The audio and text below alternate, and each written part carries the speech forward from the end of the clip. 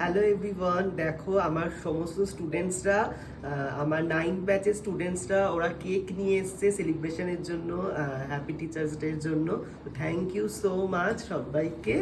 তো আমরা সেলিব্রেশন করব।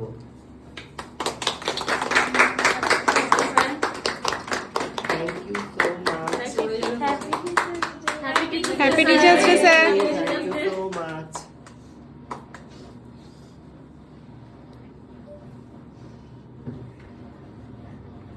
सर आंटी की आगे सर अपनी कहा ना कि टीचर्स डे सेलिब्रेशन